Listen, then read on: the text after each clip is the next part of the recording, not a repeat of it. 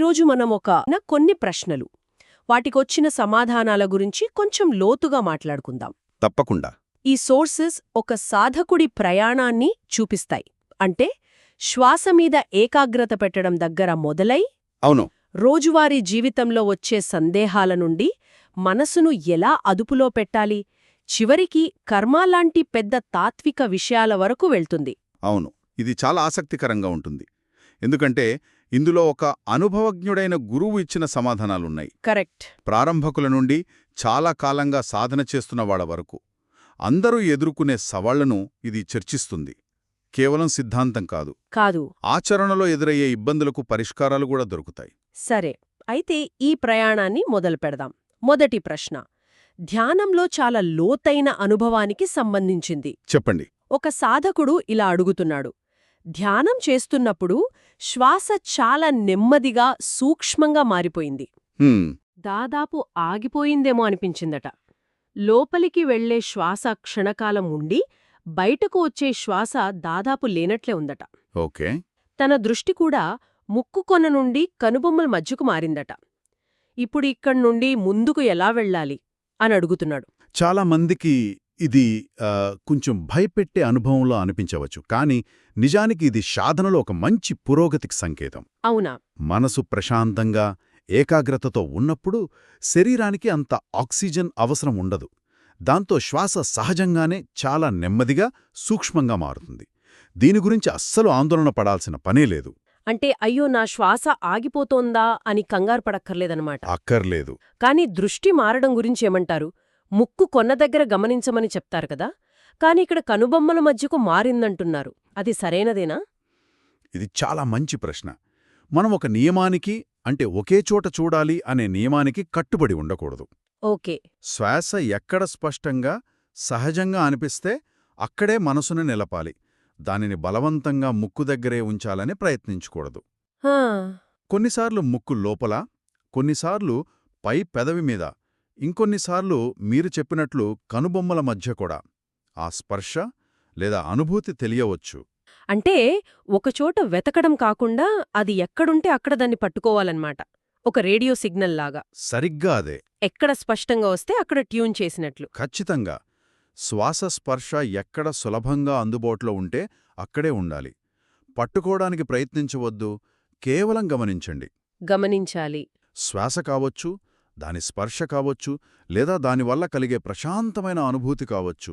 ఈ మూడింట్లో ఏది బలంగా అనిపిస్తే దానితో ఉండటమే సరైన పద్ధతి. పట్టుదల కన్నా సరళత ఇక్కడ ముఖ్యం. ఇంత లోతైన అనుభవం గురించి మాట్లాడిన తర్వాత అదే సాధకుడు అడిగిన తర్వాతి ప్రశ్న మనల్ని ఒక్కసారిగా భూమి మీదకు తెస్తుంది. అవును. ధ్యానం అంటే కేవలం ఉన్నతమైన అనుభవాలే కాదు, మన రోజువారీ జీవితంలోని చిన్న చిన్న అలవాట్లకు కూడా వర్తిస్తుందని ఇది చూపిస్తుంది. అట్టను అడిగింది ఉదయాన్నే తాగే టీ గురించి. అవును, ఇది చాలా ప్రాక్టికల్ ప్రశ్న. అతను అడిగింది ఉదయం 4:30 గంటలకు పాలుతో చేసిన టీ తాగడం 6వ నియమాన్ని ఉల్లంఘించినట్లవుతుందా? చాలామందికి ఇది చిన్న విషయంగా అనిపించవచ్చు, కానీ ధ్యాన శిబిరంలో నియమాలను సీరియస్గా తీసుకుంటారు కదా. అసలు ఈ నియమం ఏమిటి? పాలు ఆహారం కిందకు వస్తాయా? వస్తాయి.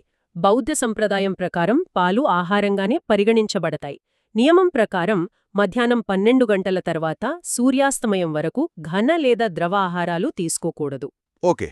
అయితే రోజు ఎప్పుడు మొదలవుతుంది అనే దానిపై స్పష్టత ఉండాలి. ఆ శిబిరం జరిగిన ప్రదేశంలో సూర్యోదయం ఉదయం 5:35కి అవుతుంది. ఓ, రోజు అప్పుడే మొదలవుతుంది. అంటే అతను సూర్యోదయానికి గంట ముందే టీ తాగుతున్నాడు అంటే అది ముందు రోజులోకే వస్తుందన్నమాట. అవును. కాబట్టి నియమాన్ని ఉల్లంఘించినట్లే. సరిగ్గా. అయితే ఇక్కడ విషయం కేవలం సమయం పాటించడం కాదు. మనం చేసే చిన్న చిన్న పనులను కూడా మన సాధన సూత్రాలతో అనుసంధానించడం వల్ల మనసులో ఒక రకమైన క్రమశిక్షణ, స్పష్టత వస్తాయి. నిజమే. ఆ టీ తాగే చిన్న విషయం కూడా సాధనలో భాగమవుతుంది. మనల్ని మనం గమనించుకోవడానికి అదొక అవకాశం. మనసును క్రమశిక్షణలో పెట్టడం గురించి మాట్లాడుకుంటున్నాం కదా, ఇది తర్వాతి ప్రశ్నకు సరిగ్గా సరిపోతుంది. ఒక ప్రారంభ సాధకురాలడిగారు, ధ్యానంలో మనసును వర్తమానంలో నిలపడం చాలా కష్టంగా ఉంది. ఉదయం పూట బాగానే ఉంటుంది, కాని రోజు గడిచే కొద్దీ, ముఖ్యంగా మధ్యాహ్నం సెషన్లో మనసు అస్సలు మాట వినడం లేదు. ఈ పరధ్యానాన్ని ఎలా గెలవాలి? ఇది దాదాపు అందరికీ వచ్చే సమస్యే కదా. అవును. దీనికి గురువుగారు చెప్పిన సమాధానం చాలామంది ఊహించేయడానికి భిన్నంగా ఉంటుంది. ఎలా? సాధారణంగా మనసు ఎటో వెళ్ళిపోతుంటే దాన్ని బలవంతంగా వెనక్కి లాక్కొని రావాలని ప్రయత్నిస్తాం. కాని ఆయన చెప్పేది వేరు. పరధ్యానంతో పోరాడటం కంటే మనసు ఏకాగ్రతతో ఉన్నప్పుడు దాన్ని మరింత బలోపేతం చేయమంటారు. ఒక్క నిమిషం. అంటే సమస్య ఉన్నప్పుడు కాకుండా లేనప్పుడు పరిష్కారం వెతకాలంటారా? అది వినడానికి బావుంది, కానీ ఆచరణలో కొంచెం కష్టమనిపించవచ్చు. కరెక్ట్. మనసు ఏకాగ్రతతో ఉన్నప్పుడు ఆహా బావుంది అని ఆస్వాదించడం కాకుండా ఇప్పుడే ఎక్కువ శక్తిని పెట్టాలి అని ఎలా గుర్తుపెట్టుకోవాలి? మంచి పాయింట్ అడిగారు. దీన్ని ఒక కండరాన్ని బలోపేతం చేయడంలా ఊహించుకోండి. కండరం ఆరోగ్యంగా, శక్తివంతంగా ఉన్నప్పుడే కదా మనం వ్యాయామం చేసి దాన్ని మరింత పెంచుతాం. అవును, గాయమైనప్పుడు దానిమీద భారం వేయం. సరిగ్గా. అలాగే మనసు ప్రశాంతంగా, శ్వాసమీద నిలిచి ఉన్నప్పుడు ఆ క్షణాన్ని మరింత లోతుగా గమనించాలి. ఉదాహరణకు శ్వాస ఎలా మొదలవుతోంది, దాని ఉష్ణోగ్రత ఎలా ఉంది, అది ఎంతసేపుంటోంది, ఎలా ముగుస్తోంది, ఇలాంటి సూక్ష్మమైన వివరాలపై మనస్సును లగ్నం చెయ్యాలి. అప్పుడు ఏమవుతుంది? అలా చేసినప్పుడు మన మానసిక శక్తి అంతా ఏకాగ్రత వైపు మళ్ళుతుంది. ఓకే. దాంతో ఆలోచనల వైపు అంటే పరధ్యానం వైపు వెళ్లడానికి మనసుకు తక్కువ శక్తి మిగులుతుంది. ఆ పరధ్యానం వచ్చినప్పుడు దాంతో యుద్ధం చేసే బదులు ఏకాగ్రత అనే కోటను మనం బలంగా కట్టుకుంటున్నామన్నమాట. అద్భుతం. దాంతో ఆలోచనలు అనే శత్రువులు లోపలికి రాలేవనమాట. అంతే. అంటే పనిచెయ్యాల్సింది మనసు ఏకాగ్రంగా ఉన్నప్పుడు, కోల్పోయినప్పుడు కాదు. కాలక్రమేణా పరధ్యానంలో గడిపే సమయం తగ్గుతూ వస్తుంది. ఖచ్చితంగా. ఇది ఒక రాత్రిలో జరగదు. కాని నిరంతర సాధనతో మనస్సు మన మాట వినడం మొదలుపెడుతుంది. ఇప్పుడు మనసు నుండి శరీరానికి వద్దాం. ఈ రెండిటి మధ్య ఉన్న సంబంధం ఎంత విచిత్రంగా ఉంటుందో చెప్పే ప్రశ్న ఇది. సరే. 2 సంవత్సరాలుగా ధ్యానం చేస్తున్న ఒక సాధకురాలికి ఒక సమస్య వచ్చింది. కొన్ని రోజులు ధ్యానం చేయలేనప్పుడు ఆమెకు శారీరకంగా ఇబ్బందులొస్తున్నాయట. ఎలాంటివి? గొంతులో ఏదో అడ్డుపడినట్లు, ఛాతిపై భారం, శ్వాస తీసుకోవడంలో కష్టం వంటివి. మళ్లీ ధ్యానం చేసి ప్రశాంత స్థితికి రాగానే ఆ ఇబ్బందులన్నీ మాయమవుతున్నాయి. ఇది మనసు శరీరం మధ్య ఉన్న విడదీరాని బంధానికి ఒక అద్భుతమైన ఉదాహరణ. అవును కదా. మనసులో కలిగే కోపం, ఆందోళన, అశాంతి వంటి భావాలు తరచుగా శరీరంలో ఉద్రిక్తత రూపంలో బయటపడతాయి. ఆమె విషయంలో ధ్యానం చేయనప్పుడు మనస్సులో తెలియకుండానే ఏదో అశాంతి పేరుకుపోతోంది. ఆ మానసిక ఒత్తిడి శారీరక లక్షణాలుగా కనిపిస్తోంది. అంటే శరీరం ప్రాథమికంగా మనసు చెప్పలేని దాన్ని అరిచి చెబుతోందన్నమాట. సరిగ్గా అదే. ఆమెకు తన మనసులో ఏం జరుగుతుందో కూడా స్పష్టంగా తెలియడం లేదట. కాని శరీరం మాత్రం వెంటనే స్పందిస్తోంది. మరి దీనికి పరిష్కారమేమిటి? గురువుగారు 2 పద్ధతులు సూచించారు. ఒకటి జ్ఞానం ద్వారా, అంటే కోపం లేదా అశాంతి వంటి ప్రతికూల భావాల వల్ల కలిగే నష్టాలను అర్థం చేసుకోవడం. అంటే ఈ కోపం వల్ల నాకే నష్టం అని మనసుకు చెప్పుకోవడం. అవును. దీనివల్ల ఏమీ సాధించలేను అని మనస్కు నచ్చజెప్పి దాన్నుండి బయటకు రావడం. ఇది కాస్త మేధోపరమైన పద్ధతి. అందరికీ ఇది సాధ్యం కాకపోవచ్చు. మరి రెండవ పద్ధతి? రెండవది శరీరం ద్వారా. ఇది చాలా ఆసక్తికరమైంది. చెప్పండి. మనస్సులోని భావంతో పోరాడకుండా దానివల్ల శరీరంలో ఎక్కడ ఉద్రిక్తత ఏర్పడిందో గమనించాలి. ఉదాహరణకు కోపం వచ్చినప్పుడు మనకు తెలియకుండానే పిడికిలి బిగిస్తాం. అవును, దవడలు బిగుసుకుపోతాయి. కరెక్ట్. భుజాలు పైకి లేస్తాయి. ఆ శారీరక ఉద్రిక్తతను గుర్తించి దాన్ని కావాలని సడలించాలి. పిడికిలిని తెరవడం, భుజాలను వదులుగా చేయడం వంటివి. అంటే మీరు చెబుతున్నది ఏమిటంటే మన భావాలకు నిలబడటానికి ఒక భౌతికమైన ఆధారం కావాలి. అవును. ఆ ఆధారాన్ని తీసేస్తే భావం కూడా నిలబడలేక బలహీనపడుతుంది. ఇది దాదాపు ఒక భవనం పునాదిని బలహీనపరిచినట్లుగా ఉంది. సరిగ్గా అదే.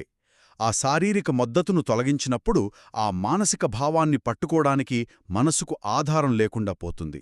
దాంతో అది నెమ్మదిగా కరిగిపోతుంది. ఇది మన రోజువారీ జీవితంలో ఒత్తిడిని తగ్గించుకోవడానికి కూడా చాలా బాగా పనిచేస్తోంది. ఖచ్చితంగా. ఈ మనసు శరీర సంబంధం మనల్ని కొన్ని లోతైన తాత్విక ప్రశ్నల వైపు నడిపిస్తోంది.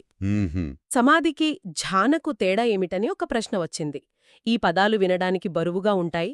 వీటిని సులభంగా ఎలా అర్థం చేసుకోవాలి? తప్పకుండా.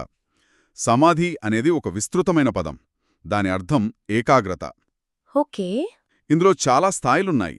దీన్ని 2 రకాలుగా చూడవచ్చు. ఒకటి, సమత లేదా శాంత ధ్యానంలో మనస్సును ఒకే వస్తువుపై, ఉదాహరణకు శ్వాసపై పూర్తిగా లీనం చేస్తాం. మ్మ్.